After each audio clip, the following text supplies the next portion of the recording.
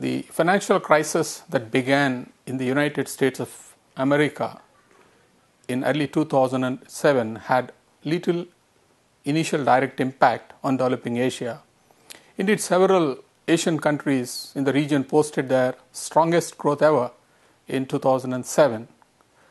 The relative lack of exposure to toxic assets that caused the crisis and the financial sector reforms pursued after 1997-98 Asian financial crisis and the ample foreign reserves many countries had cushioned the initial repercussions of the crisis. After the US financial markets imploded in September 2008, demand for Asian exports declined. Credit and capital flows began to flee developing Asia. Asian exports and remittances were badly hit, which cut the economic growth rate. Developing Asia grew at 5.9% in 2009, its slowest in 8 years, yet better than many regions in the world. Asia's better performance was in large part due to impressive economic growth in the People's Republic of China and India. When the People's Republic of China and India are excluded, the fall in average GDP growth rate of the remaining 33 countries in Asia was about 45%. Asian governments too responded decisively and in a timely manner, in some ways in unprecedented ways. Fiscal stimulus was synchronized well with the monetary policy. Multiple countries acted simultaneously.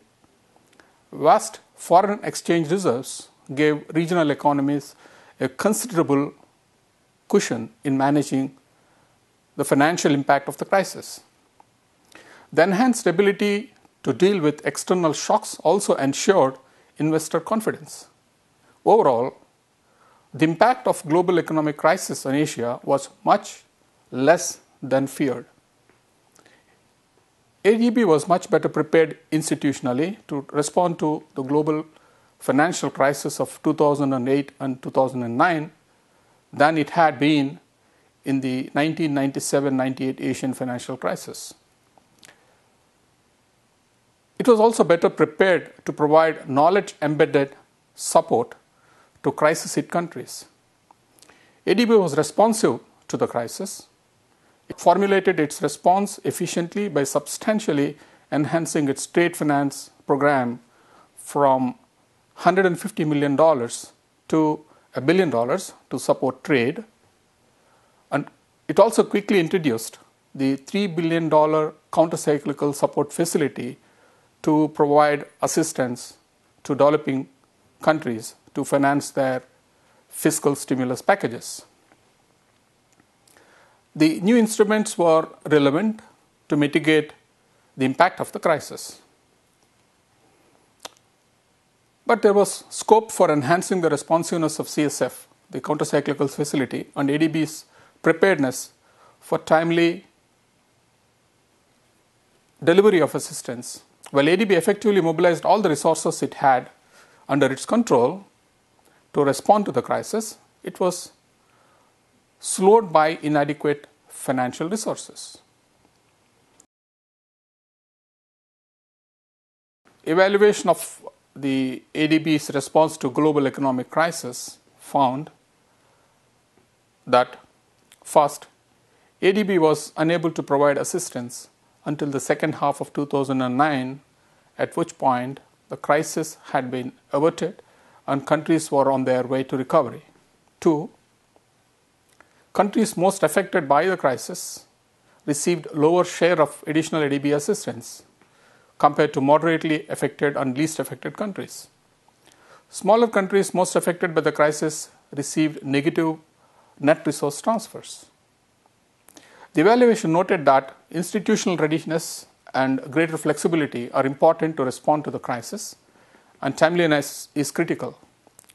Secondly, surveillance of more countries and regions in Asia will enhance the ability of member countries to respond to crisis.